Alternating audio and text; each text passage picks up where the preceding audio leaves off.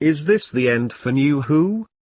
It is no secret that I have long had a love-hate relationship with the new series of Doctor Who. As much as there is to like about it, there is just as much, if not more, not just to dislike but to actively despise, which any sane person can do little else other than just roll their eyes at. I gave up watching the series toward the end of Series 8, after having hated the show non-stop for the previous 3 years, and the hilarious reveal of the castrated master, and the obvious implications that carried with it, was the last straw. Last year I started doing reviews of TV shows and films on my channel, having previously just done fan music video type things, and given how much I love classic Doctor Who, doing Who reviews was a pretty obvious thing to do.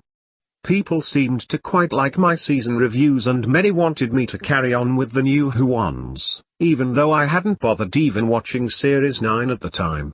So I relented and watched Series 9, which was fucking shit, and 10, which was a mild improvement but still carried with it the taint of the New Who and Moffat era train wreck.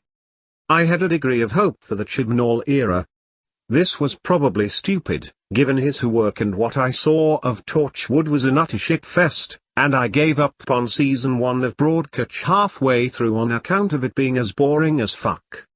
But still, I was hoping for a miraculous reversal of what happened with Moffat, who was great as a one-off writer and a total clusterfuck as showrunner.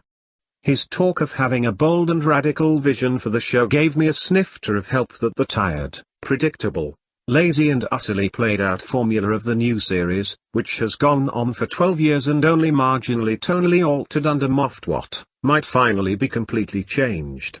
Much like the reinvention that the original series performed in 1970 with the start of the Jon Pertwee era. But this week we found what his idea of bold and radical is.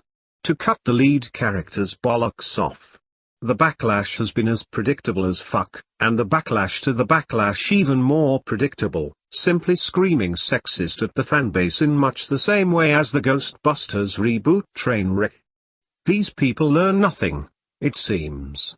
And this is even more ridiculous than that, since at least the women in the new Ghostbusters movie were playing different characters to the original Bill Murray and company team. They weren't trying to pretend they were the same. This has been coming since the laughable debacle that was Missy.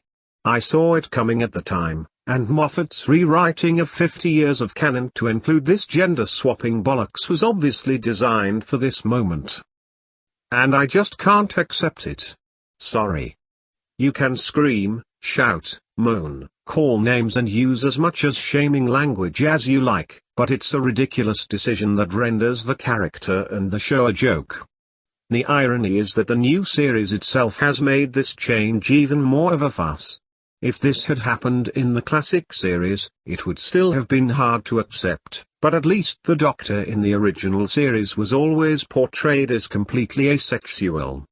The new series has gone out of its way to romanticize and sexualize the character, firmly making a heterosexual male by having him fall for Rose and even marry River Pong, albeit for no readily apparent reason.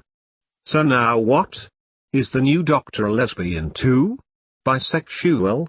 I cannot believe we are even having this conversation, which is as damning an indictment of the clusterfuck that has been the new series as any I can think of.